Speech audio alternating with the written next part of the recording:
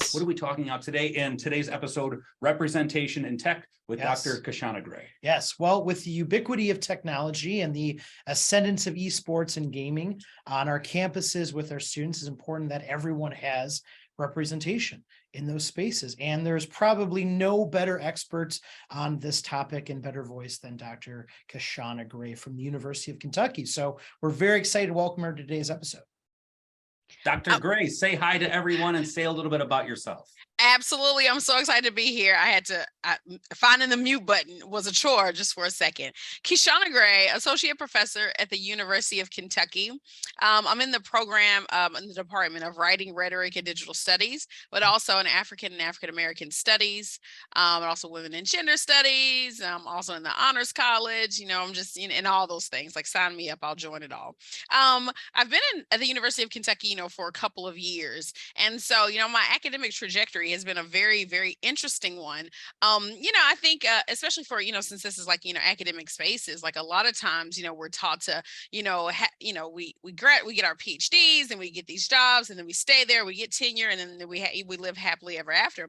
That's just not the reality. And I think, like, for me, I'm like, I don't like it here, I want to go somewhere else. I don't like it here, I want to go somewhere else. That's like unheard of, like in academic spaces. But traditionally was unheard of, but I think now more and more, especially with all the, the precarious employment, the move to, more adjuncting, more part-time like folks, then, we have to pay our bills. So we're like, who's going to pay me the most? Because that's where I'm going to be at. So that's how I got to the University of Kentucky, if anybody's wondering why the University of Kentucky. And so I've been, I'm really glad to see, all these folks here. I'm really glad and excited to share space with you all. I can start, y'all have to like stop me because I'll just start talking and just get to going. So I hope you all, will check out a lot of my work. I spend a lot of time in digital spaces and gaming spaces.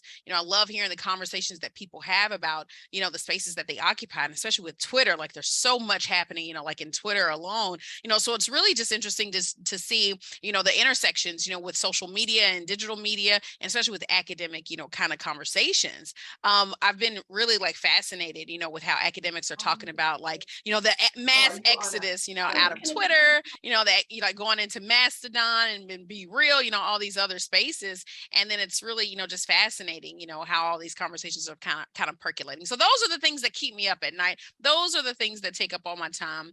And so I'm really excited to have this conversation with you all. Thank you so much for letting me be here. Boy, if there's time, I might ask you about Mastodon because I hear it's complicated, but I haven't had the time to even research yet. But that would take maybe a completely different episode. Speaking of paying the bills, your book, Intersectional Tech, is on our shelf behind us. That will be referenced in our conversation as well. So we'll make sure we cover that. So, Mike, what do I say at the beginning of every episode of FYI before we get into questions with our guest? We don't bury the lead. The problem with this episode is that there are a lot of leads. It's a very wide conversation. So while we can't bury the lead, we can only do one lead at a time. But we do want to get into our questions. Again, populate your questions in the chat as we go. Mike, I want you to start off though. Sure. So I guess a good starting point is, what does gaming indicate about our culture, particularly in terms of technology and higher education? I think that it's a very good question. Thank you. I think that gaming says everything about our culture. We just don't know it, right? Because usually gaming is like just like that little thing over in the corner, the thing that might go viral every now and again, the thing that, politicians might latch on to be like, oh my goodness, games cause violence. Oh my gosh, all these games are destroying our brains. Oh my goodness, Mortal Kombat, that's so bad, So like a lot of times that's how like a lot of the conversations around gaming has gone, right? And I think that that's a huge, it's a huge oversight. In relation to what gaming actually is. I gave a talk a few months ago at the Computer Human Interaction Conference. That might not be what it's called, but it's CHI. And I opened that talk by saying that gaming is the canary in the coal mine. I love coal mine references. I'm from Kentucky. I'm from coal country. So, I love like the coal mine references, the good ones. I get mad when, people, talk junk about, coal mines. But I said that gaming is the canary in the coal mine. Because as I've looked, I've been doing this for like more than a decade. I completed, my PhD in 2011. And I have been doing research in gaming, at least about 5 or 6, years like prior to that. And I was really fascinated and really interested in seeing just like all the innovations and all the progressions that have been made, within a lot of these spaces. But I noticed like a conversation that I like to talk about now. In 2010, Microsoft deployed the Kinect. So the Kinect is like the little camera looking thing. I feel like I probably had one, but it's like the camera that sat on top of your TV. And it's like, I Motion think detection. yes, absolutely. And I think Jimmy Kimmel may have talked about it, or one of those night show guys, but they said, your body becomes the controller. And there were all these fascinating, like stories about how, awesome and innovative this was, right? So I bought a couple. I bought a few and brought them into my gaming lab. I was like, let's do this. Let's play. So the IT folks, they set it up and they're like, Kishonna, it's good to go. So during that time, I had a summer school class. So, for those of us in academic institutions, the students that take summer classes are the ones that can afford it. So a lot of times it's our scholarship students, and a lot of times it's our student athletes, right? So some of our summer classes are really occupied by, the folks who, are able to pay. And so during that time, it was student athletes. It was mostly Black bodies that were there. It was the football team, the football team was in my class. And so I was like, oh, this would be a wonderful opportunity. I can engage them in a lot of this content, engage them with, because I also use gaming to talk about, kind of like, tough, controversial topics, if you will. They're not tough or controversial for me, but for some people it might be, talk about like race and gender and sexuality and, settler colonialism. We can talk about everything that you need to talk about, you can talk about it, from games. But anyway, I brought them in. We did the Kinect and it wasn't working. And I was like, wait a minute, what's happening here? Why isn't it working? Because IT had just tested everything and it was working perfectly. And in my mind, I'm like, oh my gosh, I know what this is. I know what's happening. But I didn't want to say it to those kids that were in there, right? I didn't want to say a racism was happening, that this system, could not see you because your skin's too dark. I didn't want to say that to them. And so I was like, well, we'll troubleshoot this and, we'll come back to it later. So after that, I started scouring the internet to try to find all the articles that were like written about the Kinect. And if you Google right now, you can Google Kinect, Kinect. Somebody put that in the chat for me so folks can know the word that I'm saying. So if you look up Kinect racist, like you'll see all these articles that pop up, right? And so basically what people were saying is that anybody that was like darker skinned, it was having trouble reading them. But they put out there's also an article that you're going to find that said, the Kinect's not racist after all, you all just have poor lighting. They put it on the user. The user had to bear the burden of the technology that was flawed, right? And so I brought this up at this conference at Chi, and I had somebody that was there, somebody that claimed that they worked on the Kinect. I don't think so. They were just upset by what I was saying. But, this person was like, Kishonna, technology is not racist, In fact, I was there when we were testing the Kinect, and the Kinect actually, it read very well. It did, they said all these great things, but they said, but people who had like dark clothes on, it didn't render, the body parts where you had dark clothes on, so I'm just even thinking about like you, Mike, it wouldn't read your top because it's probably too dark. It wouldn't, Colby, it wouldn't read yours. It wouldn't read any of that. It wouldn't read my sweater, right? And so I was like, you realize you just confirmed what I have been saying for like a decade, that it's racist. Well, no, it's not racist just because it can't read darker things. I'm like, sir, that's like textbook definition. Like, sir, I don't know what's not connecting like in your gray matter, but in fact, that is the actual definition. It's not able to see dark things. But in his mind, he was like, well, these, white bodies had darker clothes on. So it's not racist because it couldn't see them. But I was like, therein still lies the problem, that you all didn't care. You noticed that this was an issue, but you didn't bother yourselves like to fix it. And that's why I'm here. And that's why I've built my entire platform on, the things that technology ignores and just overlooks. They're like, well, if it's just going to be a problem for a small, subset of people, then we don't really care about it, because we can enjoy it and we're going to play and interact with this thing. We don't care about that small population of people that can't. And I think that's what really like propelled, my agenda, my research agenda. So the connect was the one thing. I also want to make sure whenever I hear you say, Mike, is that you want to interject there? You No, so no, you I can ask find the this question. fascinating. Okay, okay. Yeah, absolutely. Please. But you can cut me off anytime because I'll just keep No, going and going sure. and going. You can stop me. I'm thinking about The Mask, one of my favorite movies. Somebody stop me. Okay, there was another example.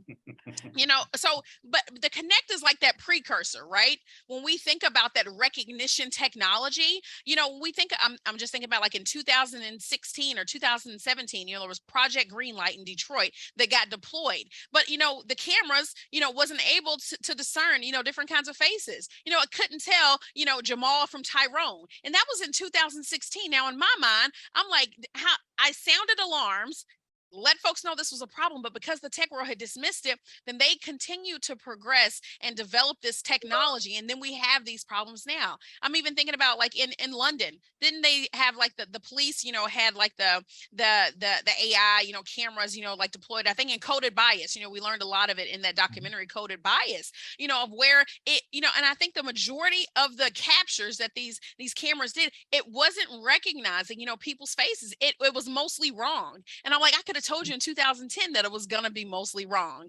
But that was just like one example of like many of where if we paid attention more to like gaming, because these are the innovative people, the space is so small, they can be cutting edge and innovative, but I'm like, we should have paid a little more attention. I should have sounded some more alarms, during that time, because then maybe we would have addressed these things that we're trying to like fix right now. I'll stop there. I know I'm doing a lot of talking. Boy, I mean, No. I already 4 lessons that we can draw upon, and I'll bring them up. You talked about gaming being the canary in the coal mine. It's the fish that has not yet evolved as well in that example, because there are lessons and experiences in which things can get better and thrive, I guess. So let's take this back to the higher ed industry. Our audience is here today, and I talked about lessons learned, and you certainly can pull lessons from the gaming industry and the topics that we're talking about today on your campus. And I would ask you, Dr. Gray, everyone in our audience is not a gamer. Some are not even indirectly involved with gaming. So why would this conversation matter to them? And I know you've already given plenty of examples and thought process on that, but I wasn't prepared for you to answer my question before I asked it. So hopefully you have more examples than that. That's okay. It's all right. I think there are several reasons why people should pay attention to what's happening in the gaming space. First off, if you care about entertainment, it's the #1 entertainment outlet that we have. Wow. More people play games than they do, then they go to movies and music and concerts. More people are playing games, right? And I think also the problem is that we've defined gaming so narrowly, right? We're like, okay, gaming is like this small, a small subset of the population are engaged in this hardcore gaming where they're engaged in these shooters and doing these fantastic, tournaments called esports, right? I think a lot of people are like, well, if I'm not doing that, then I can't be a gamer. I must not be a gamer. And that's just not true, right? Because I would love to see, just a show of digital virtual hands, the number of gamers that are in the room. Please feel free. I would love to see you all like just do the reaction, just like raise your hand or interact like in some way to let me know the amount of gamers that are here. Just I gamed. I do not online game, and it's a scary world out there. And more from my standpoint of like, I grew up. My nickname was Seggery. My games were 8-bit, so I can't compete now. I just don't have the time. So, but that's okay, because I noticed that most people did not interact. They didn't raise their hands. But whenever I asked this other question, like I asked, how many of you have played Candy Crush? Hands go up. Farmville, Diner Dash.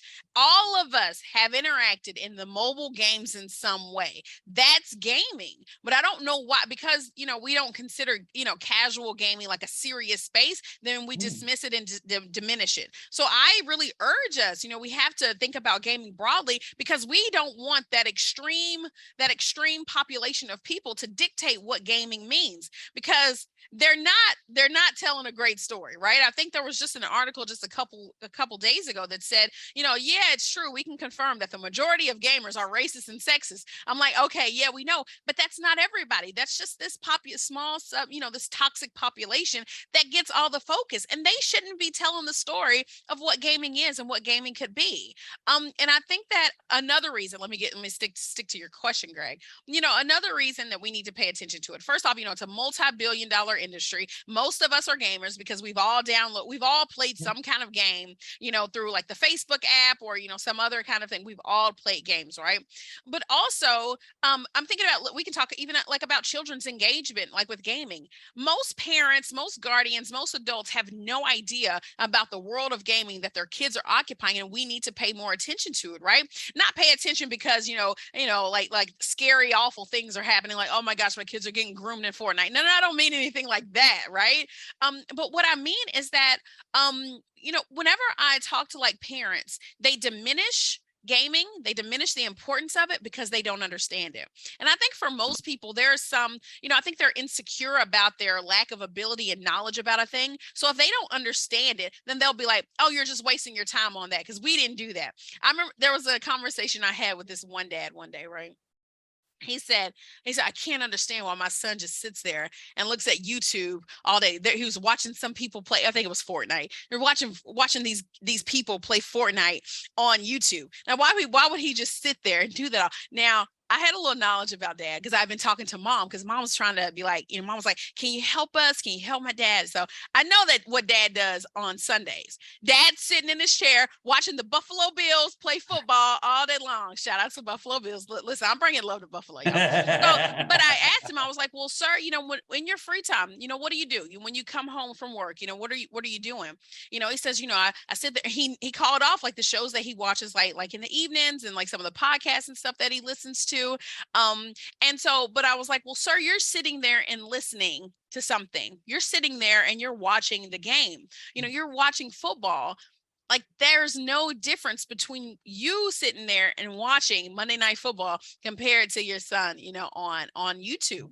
He sat there and he paused real quick, right? Because it hit him. And he was like, because he didn't make those kinds of connections, but he had diminished and devalued, these activities. But I also think he diminished and devalued it because he wanted that time with his children. He wanted to spend time with his kids, and they just couldn't figure out a way to find that where they cross it. They couldn't find their intersection. Mm-hmm. And I was like, well, how about I introduced them to like Madden. We turned Madden on. He didn't know it was a game. He thought it was like an actual game. Like, sir, that's on PlayStation. So that's not a real thing at all. Like this. And he was like fascinated. And so the kid was like, I could show you that, Dad. And then here they had like a connection, right? And I think a lot of people, they just don't know where to start the conversation. And so they just, stay in those insecurities and that uncertain space when we can figure out and find ways to find the commonality. So that's another reason why people should pay attention to gaming. So that's about 3. I can give you more if you need more. No, I mean, higher ed industry always looking for ways to increase revenue and increase enrollment, things like that. If you look into e-gaming, if you were in this space today to learn more about it, we're going to tell you things to avoid and things to think about when, considering gaming, and, things, the way to increase belonging with your students to make sure that safe spaces are developed for everyone. But $32 billion was the number that Dr. Gray mentioned. Wow. And students have that as something they like to do. If there's something on your campus that involves gaming, that's a great way to reach out. It's a great way to team build for professional skills, and it's happening on campuses all across the country. Absolutely. Yeah. One thing that I wanted to, if this is okay. First, I wanted to shout out an example that Candace Floyd just provided, like with Wordle. Everybody does that, right? That's a game. Sure. Like, we all play that. We all do that. We all interact and engage with that, but we just don't take that seriously as a space. But something I wanted to like bring up. So I hosted a summer camp. I called it Camp Kiki. Of course, I named it after me. I'm an Aries. Forgive me. I'm sorry. But I named it Camp Kiki. And so, we were engaging middle school kids. 2 parts. We wanted to engage kids around like gaming and like esports, but we wanted to also like translate that for parents and for them, so they could see what could they do academically with that, and what could they do like in the industry and like, for work and career preparation, right? And so what I found what was so important is that because a lot of these kids also, they didn't feel like they had like a skill set like around computer science and engineering. And I know a lot of times those are like the academic disciplines that kind of dominate the conversation like around gaming. And I'm like, you can give me any discipline and I can show you how gaming resonates with that space, right? So there were like folks that were like, okay, well, English. I'm like, say less. Think about like narratives. Think about, like telling like stories. Think about like all of the coolest stories that folks like love in games. It came from, probably like an old English lit book, like Beowulf or Oedipus, like all that stuff, like all those stories like are being told like in games right now, just some variation of it, right? Because there's nothing new under the sun. And a lot of it, comes to us from like literature and literary, kinds of concerns. History. That was another example. Whenever I teach, there was a teacher that was wanting to find a way to teach like slavery. And, she didn't really know how to do it, especially with all the attacks on like critical race theory and all that kind of stuff. And so she was like, I'm just trying to figure out a way to do it so I don't get fired, so I can keep my job, but I want students to be engaged. I want this to matter to students. And so, we gave her like a little brief like curriculum of like different kinds of games. Now, although there aren't that many like, there aren't that many like slave narratives inside games, we gave her the example of Assassin's Creed, Freedom Cry, which basically was the precursor to the Haitian Revolution. And that was like, a really, really powerful way, like to tell the story, but to also show like empowered Black bodies and Black people, having agency, and so it's just not, so we're not just telling like the story of the colonizer and conquest, so it was a really powerful, kind of way to like engage. But there are all kinds of like ways to talk about, to use gaming to kind of introduce and teach different kinds of academic disciplines. And so that's where I was really, really excited about the camp and getting those kids excited, because I was also one of those kids. I wasn't good at math. I wasn't good at science, but I wanted to be in the tech world. And so the humanities was my route. And, so here I am, my book is sitting on your shelf, so there's a way to just get there from all kinds of pathways. We don't have to do that hardcore coding and programming, especially if it's not our skill set, if we can't do it. So I just want to make sure students feel empowered around that. That's fantastic. Yes. So you've used the example of Assassin's Creed Freedom Cry. Are there any other games or series you can think of that are, or technology that are good examples of successfully creating a sense of identity, belonging? Yes. Thank you for asking that. One of the things that I love to do, so I know a lot of times like within gaming, we talk about like the content in gaming. But one of the things that I also love doing, and I'll be doing it. Oh, let me shout out something amazing that happened to me. I got a Mellon grant. And so Mellon grant, for the folks who are in humanities, like that's like a pretty big deal, so we got this Mellon grant.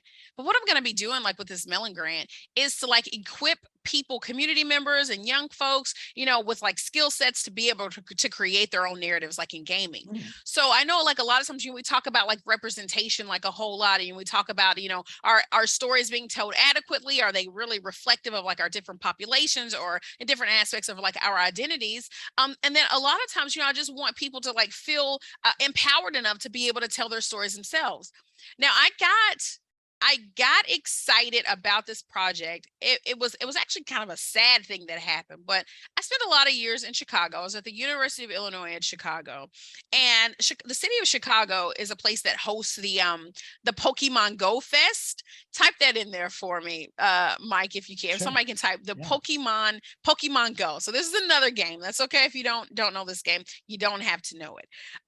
So it preloaded into Google, and Mike started typing it. He's all about Pokemon Go. All right, I love it. I love it. So Pokemon Go is, especially for if there are any geographers like among us, this is like a geolocation like service. Yes, Greg. Yes, I love it. I love it.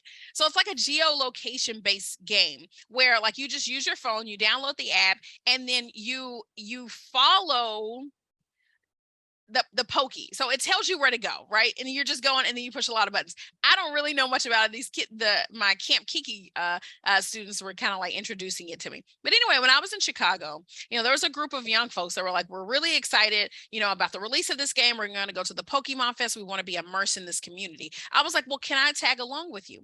Now, these are kids that were from the south side of Chicago. They're from the neighborhood, Inglewood.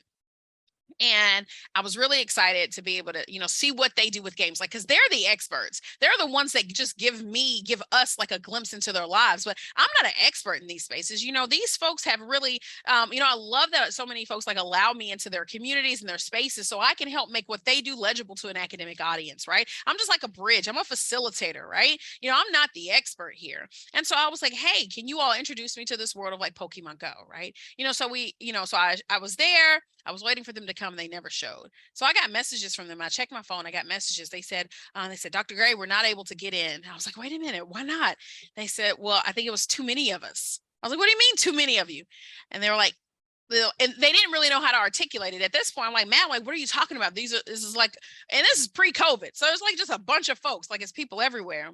But when I understood, he didn't say this, the kid didn't say this. He didn't know how to articulate it.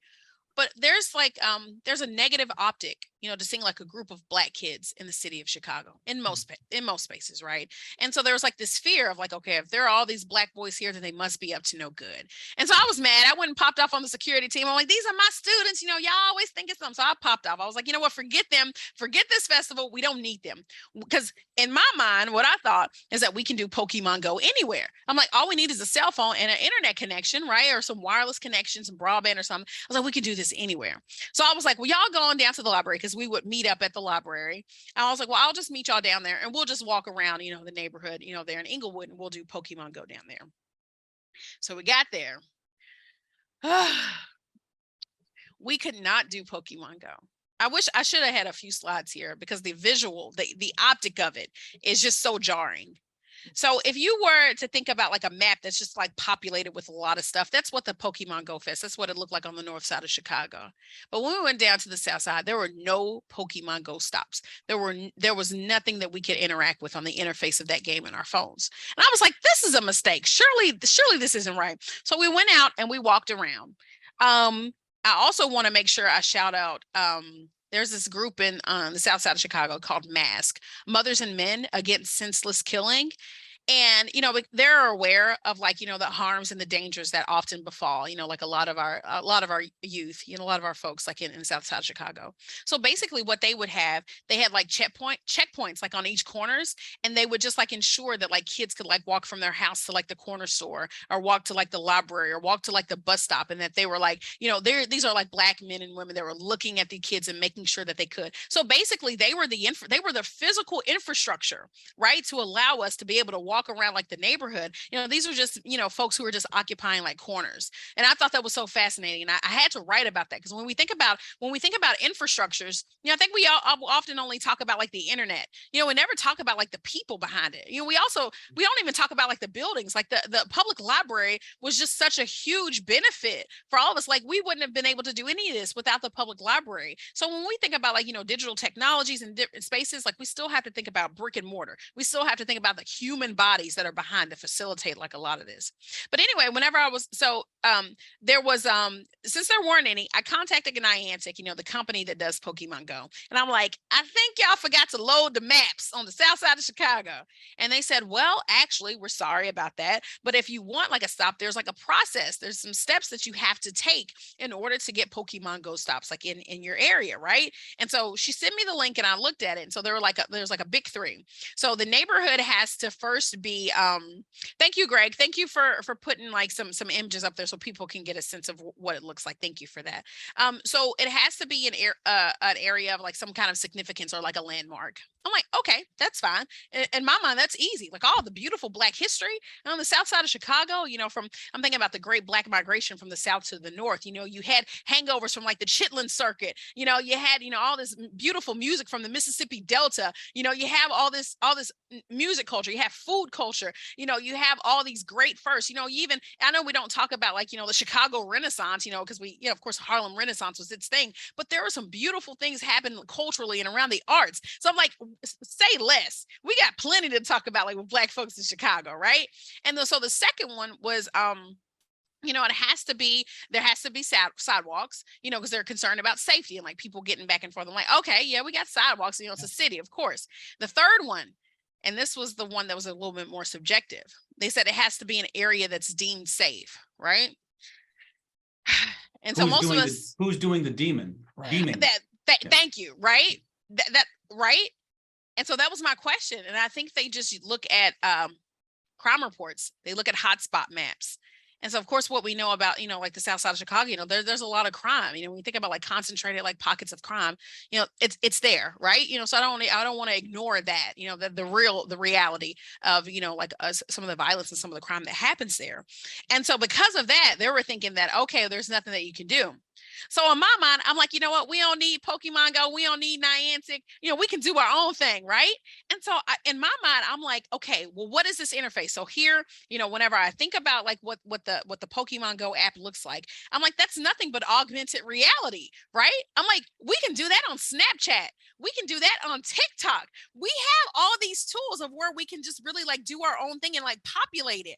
So the first thing that we did with these young folks, I was like, let's just go to the library. I really want kids like to be engaged with librarians and information, especially to combat disinformation, fake news, misinformation. I'm really wanting, to teach young folks how to be able to ascertain, information and what's credible, and everything. So we spend a lot of time in the libraries just looking at databases, reading the books, looking through archives, trying to find everything. These kids found out that the first Sears store like in Chicago was in their neighborhood, so they found out like all these kinds of like cool kinds of things.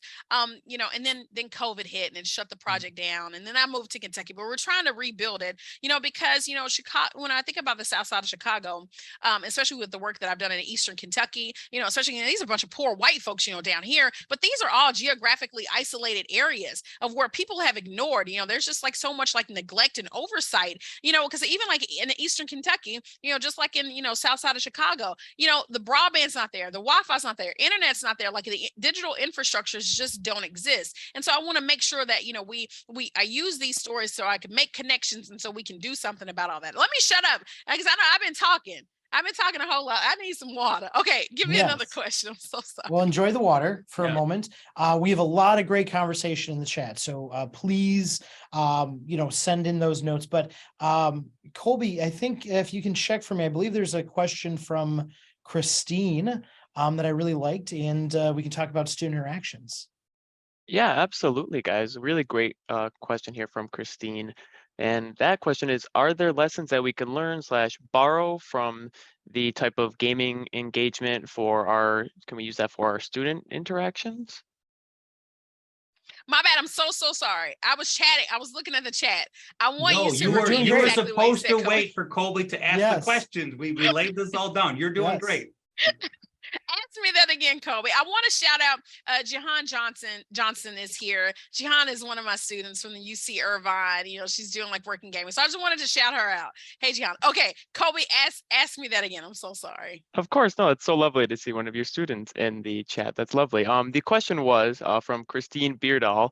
Are there any lessons that we can learn / borrow from the type of gaming engagement that you guys do that you've been talking about? Absolutely. And I think first, because it could be real easy to just, to throw gaming into the mix of what you're doing, right? I really want folks to sit back and think about, all the beautiful things that they're doing, all the beautiful pedagogy and all the wonderful like approaches, because sometimes like, games shouldn't be replacing any of that. Right? The technology shouldn't be replacing any of that. These things are like enhancers. These are things that just supplement what's already there, right? And so I would really like implore you to think about, are there some areas where we could use some extra enrichment around? Like if you have like some students, maybe, especially like in like the K through 12, like if there are some students who are like struggling like in math or, some kind of topic, there are cool games that you could bring in, to kind of offset maybe some of like where their learning struggles or anything. So I want to make sure that folks like look at gaming as something that just enhances like what you're already doing. I started to use games, because my first tenure track job was at Eastern Kentucky University. Lovely place, lovely humans, but there were some struggles around things that I taught. So, I teach race, I teach gender, I teach sexuality, and I teach, ability and disability, I teach these kinds of things. And there were some challenges there. And some challenges for me in this body that I'm in. I'm a Black woman. And so I realized for me to be safe in the classroom too, I had to incorporate like some proxies, right? I had to be able to be like, well, I didn't say this. Ta-Nehisi Coates said that. I didn't say this. Brittany Cooper said, so I had to like distance myself because anything that I was teaching about, they automatically said, Dr. Gray, she hates white men. I'm like, oh my gosh, I do not. Oh my gosh, please don't say that. So I had to really get innovative, and gaming was the thing that allowed me to continue to, to have these conversations, but I could distance myself for safety, right? I could distance myself, to ensure that my evaluations were still there, because I needed during that time I had to get tenure, so I had to incorporate that. So the game that I started using to talk about like things related to like race and gender. Oh, and this was also, I think we were trying to like teach like policing, like police brutality and stuff. And so some of those students were like, nah, that ain't real. That ain't real. And mind you, this was like before 2014. So this was before, you know, a lot of the movements for Black lives, you know, this was like before Ferguson and stuff, you know, so at least we had that, we could latch on to those kinds of things and those examples. But this was in 2011. In 2010, 2011, where I'm trying to teach these things and let folks know this stuff. So I use Grand Theft Auto. Now, Grand Theft Auto, there's a really interesting thing that Grand Theft Auto did, right?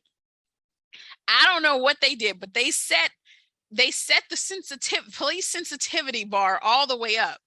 Because there was a time that if you're playing, yes, Betty, absolutely. There was a time whenever you're playing like the Black character, and if you go around the police, then they are immediately heightened and aware. Like you get like a 1 star for just walking near the police. And to me, I thought that was such a fascinating thing to tell and to talk about in the class, right? And so, you know, it made us have to engage, you know, especially during that time, you know, New York was still, you know, stop and frisk was a huge thing, right? In New York, you know, before they deemed it unconstitutional or whatever they did, right? But, you know, and I had to have the students like engage, like, why do you think that there's like immediate suspicion, you know, when this Black character is like going around them? And, you know, the students like had to like confront their biases, implicit biases, and their unconscious biases around, you know, like being Blackness immediately equates criminality, right? They had to unpack that. You know, there was no way that you couldn't, because I made them have to answer the question, like, why here. Also, the really interesting thing about it was because they were occupying the body of Blackness. You know, so here I had white students who were playing a Black character. So they had to internalize it, and they wouldn't want that happening to them. So it really, really allowed us to have really meaningful kinds of deep conversations about some things that were happening, you know, especially around like policing and like the treatment of Black folks, stop and frisk. And that was like the precursor, to like a lot of the stuff that I did. So I wanted to find more examples, so we could have like these conversations. But also in Grand Theft Auto, I'm just thinking about the hypersexualization of women, the violence against women, you know, so there are all these kinds of conversations that we have, you know, women don't have agency in this game, you know, and for the majority of the women that were in like Grand Theft Auto, like I had the students, I was like, go around, let's ride around the city and tell me when you can find a woman. All the examples of the women that they found, they were sex workers, you know, they were streetwalkers, you know, these were women who were, you know, identified as like prostitutes, like inside the game. And I was like, well, what is that telling you, that you don't have any meaningful like relationships or connections with women? And then women, you just use them for their bodies and their sexual services, because if you engage in their sexual services, they increase your health. So that's like what a lot of folks do. Like if you get shot in GTA, you know, your health is down, you can go acquire the services of a sex worker, you know, to boost your health. And so I'm like, you know, what is it saying about, you know, what we think about like women, you know, inside like this game? You know, there's nothing wrong with sex work. I don't, that's not what I don't want people to think that like I'm bashing like sex work at all. But the fact that that's the only role that a woman has inside the game, like it creates like that limited narrative about what it means like to be a woman inside the game.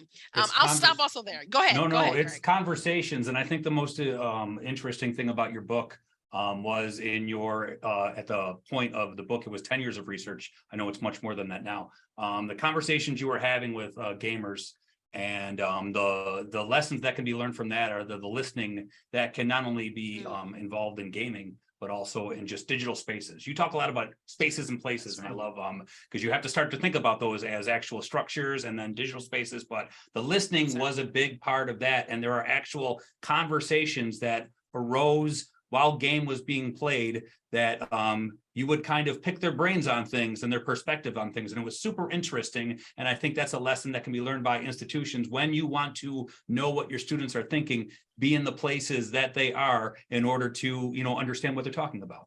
Oh my gosh, it's so interesting that you said that right now. Well, it was your book, so you get all the credit for that. So. Yeah, well, thank you for that. But I'm also just thinking, you know, I'm at the University of Kentucky.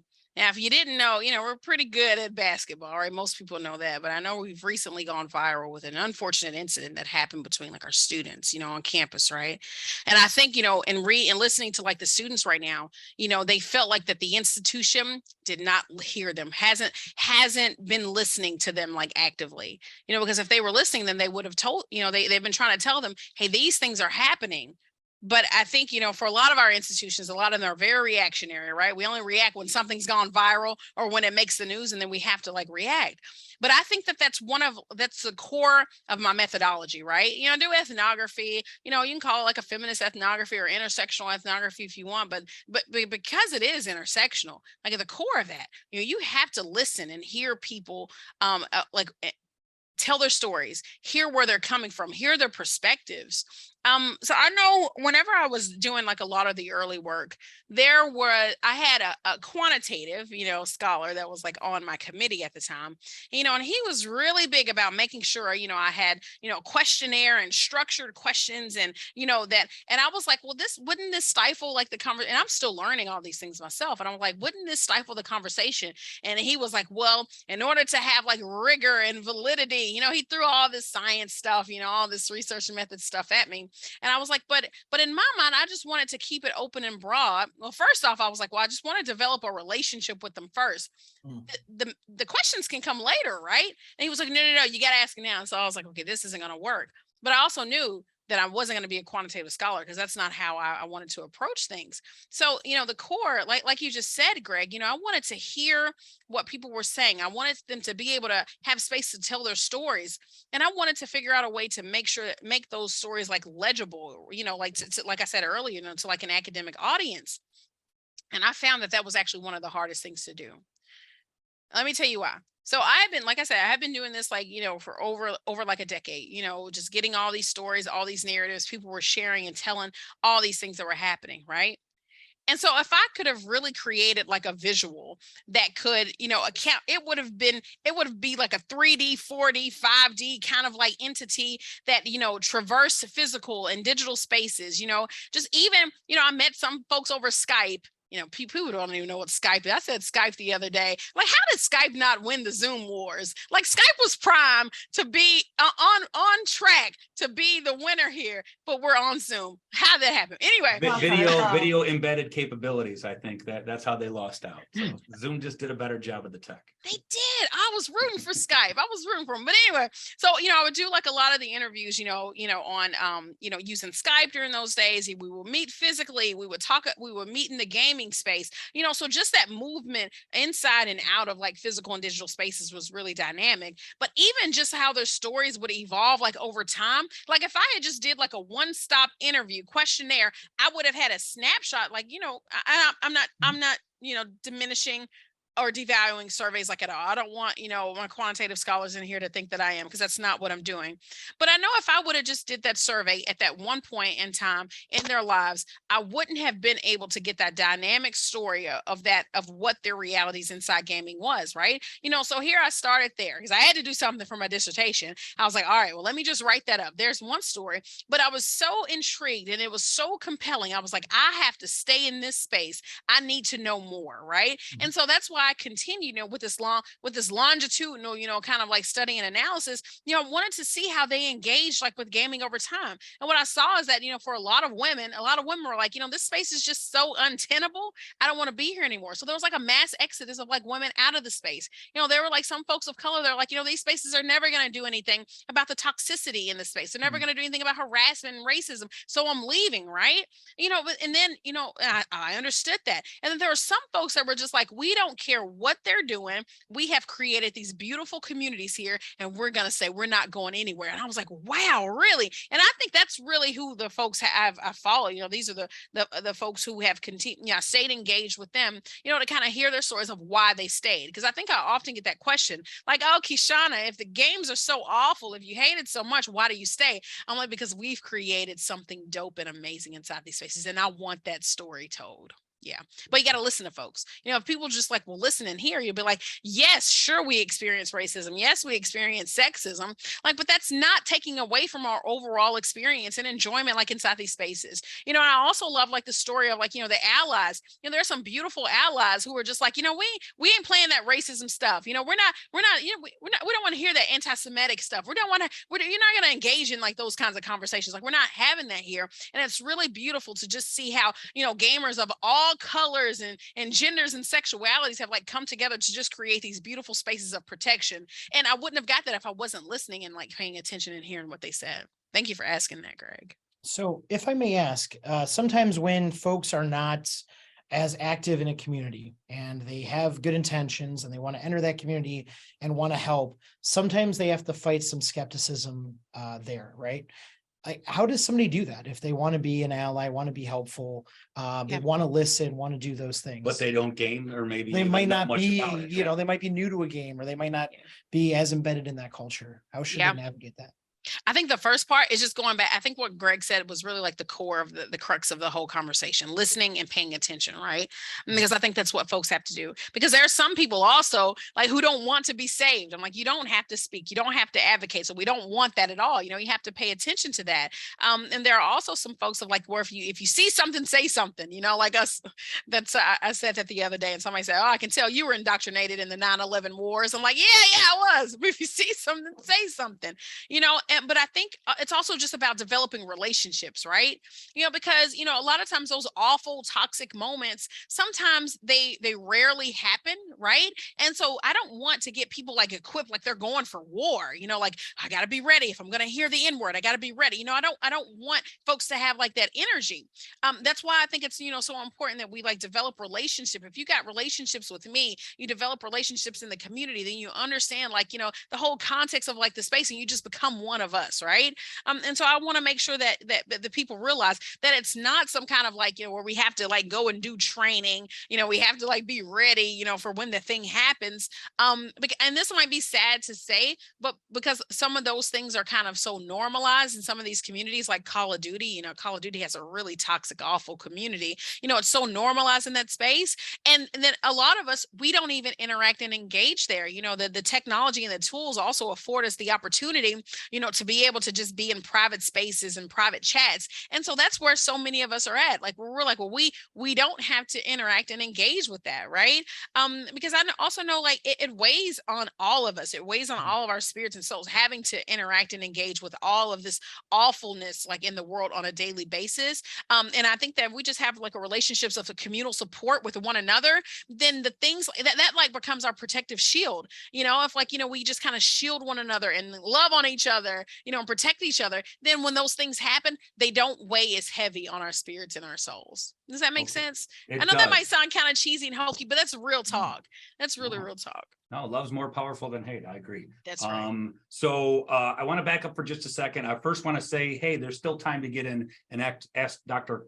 Gray a question. You have your expertise for at least 10 more minutes. So make sure that you get those questions in. Running out of time? Well, we'll go another hour. No, yeah, we have at least 10. People have meetings to get to, Dr. Gray. Okay. So if you have a question, make sure that you populate it in the chat, and we'll make sure that Colby asks it so we can get it on the air. But I want to back up just for a little bit, because someone might have been coming to this conversation and saw that we were talking about technology and esports in the description, and they might not have known what that was, and their college or their institution might have esports, but they might not even know. I'll be honest with you, I was like, so do schools have football teams and they play other schools football teams esports? No, it's just other games. Some schools do it intramurally. Like, we're all learning about this if you didn't already know about it. So there is an opportunity for not only student engagement, but also recruitment and revenue building in esports. And oh boy, there'll be a follow-up article on mongooseresearch.com after this about that. Right. But what I want to ask is about spaces and places, like you said. So these spaces may already exist on your campus. They might, you might be here because you're getting information to build them.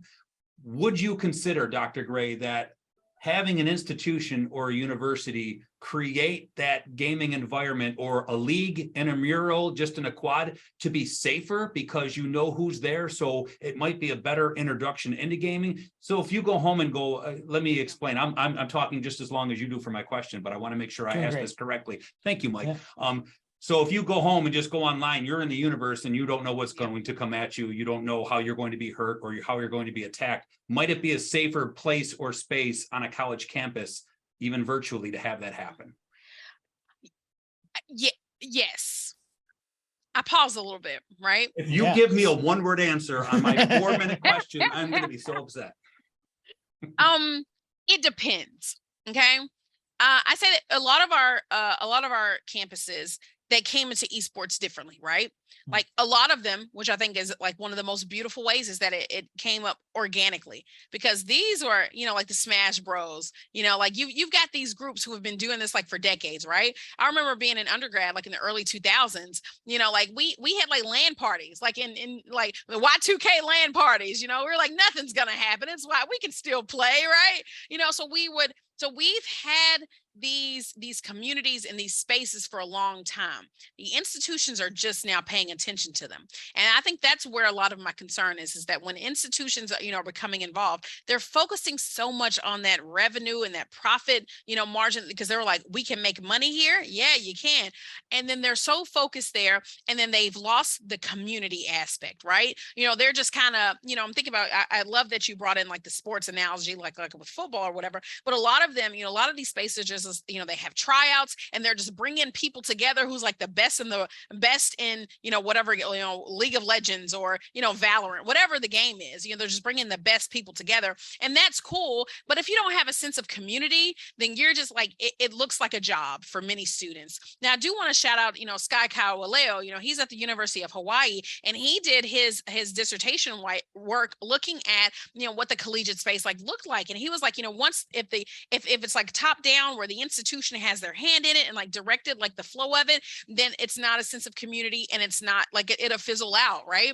But if for the ground up, the ones who have been on those campuses like forever, they built it, they had the infrastructure, even when the institutions didn't give them any money or support, they did their own fundraising.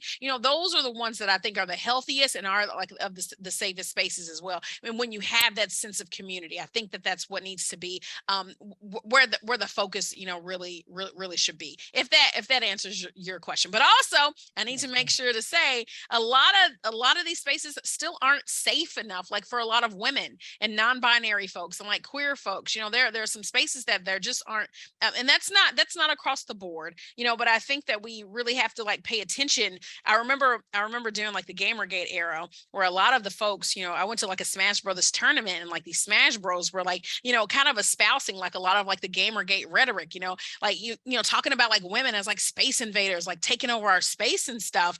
And I was like, and that's where like a lot of folks like we're pushing to have like their own women in gaming spaces, right? Of like, okay, well, y'all don't want us there, that's fine, we're cool, we're going over here. So I would love to say yes, that those spaces are for the most part like safe, but I think it also like depends on where they are. But I think a lot of people who are like coaches and administrators pay attention to the going on of like a lot of these spaces, just to make sure that they are safe spaces like for everybody, because I think this could really be one of those places of where you see unity and diversity, and you see folks coming together along the lines of gaming, where we're all here like on one accord. It could really be beautiful, but sometimes we got to be intentional about creating those spaces too. So we've talked a lot about students when we mention inclusivity and belonging and community. How is there a way to do that with staff as well? Absolutely. And I think a lot of them staff gets like left out, but like the staff are some folks, they're like the backbones of the institutions. These are the ones with all the institutional knowledge and memory. And I think that they should be like a part, and they should be on board, not the ones that are just creating the flyers for you, not the ones that are just like organizing like a lot of the events, right? Because that's like where a lot of times they get rooted in. But I'm very intentional about making sure we like incorporate like staff in like meaningful ways. Some of the pop-up gaming labs that I have, are in those spaces, like, so the student support office, the MOK center, to make sure that the staff of those places, are involved, because those are the folks who are also the most connected to students. Faculty aren't, like, let's be real, faculty are not, we teach our classes and then we leave campus, right? But staff are the ones that are there day in and day out, so if a lot of this organizing and planning is happening without the staff, then you've lost already. So we absolutely have to make sure that those folks are involved.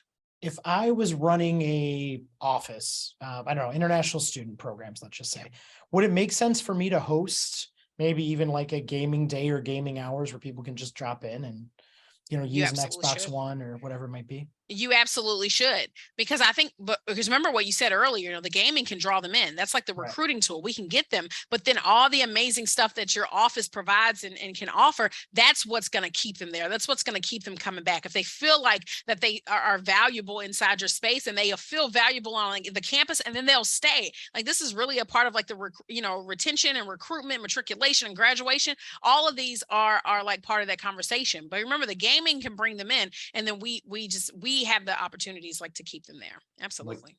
You got to give your gamer handle then so that you can be Yeah. invited. Holy Toledo Mike on Xbox One. Really? There you go. Really. Oh my gosh. What are you Yeah. playing these days? What are you playing? So I can only play sports games. It's sort of psychological. When my character dies, it feels weird. So I can only play, and they don't let you do that. That makes a ton of sense if you know Mike. Yeah. So I love NBA 2K, particularly my Detroit Pistons. Isn't that 22 years old? Well, NBA 2K23. Okay. Yes. Oh, okay. Cade Cunningham. Drop your gamer handle in the chat. Let's get everyone connected. I love it. here. Jen says this is on brand for you, Mike. I love it. I love it. That's it. Dr. Gray, this was an amazing Yes. conversation. Lot of We're going to put in the chat ways to connect with Dr. Gray. Outside of this conversation, of course, if you have follow-up questions with Dr. Gray, just want to get connection with her and follow what she's doing in her career, because I think it's great. Get a hold of the book. It's really fascinating. Yes.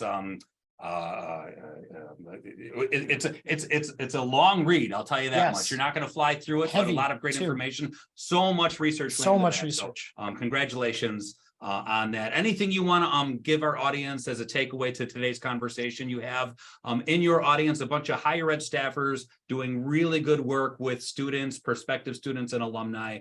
Anything you want to say as a takeaway to them on this conversation? No, this was amazing. I learned so much from them. Thank you all for engaging in the chat. You know, I'm going to be bringing like a lot of these things, like, you know, back to even to my campus, like we're engaged, because you are the folks, you know, who are, you know, like on the focus of all this. So thank you all for the things that you are doing for our students on our campuses. Thank you so much. Awesome. Colby, thanks for asking the questions and producing today. Today's broadcast, of course, brought to you by Mongoose, makers of higher ed's premier engagement platform, which is Cadence. And Dr. Gray, once again, from Mike and I both, Yes. thank you once again. Join us in our next episode, which will not be in 2 weeks. It will Mike. not be. Yeah, there's a little holiday season coming up. So we will skip November 22nd. More like thanks taking, because it's taking our episode away. But we will be back on December 6th with Scott Jasek from Inside Higher Ed. We're going to talk about the top 10 issues challenging higher education in 2023. I promise you there'll be more than 10. Probably. Because okay. Everyone, thanks so much for being here today and joining us on this conversation. Once again, thanks again to Dr. Gray for joining us. Everyone have a great day. Get out there and vote. Yes. Still got 4 hours. Go vote. All right. Thanks, everyone. Take care.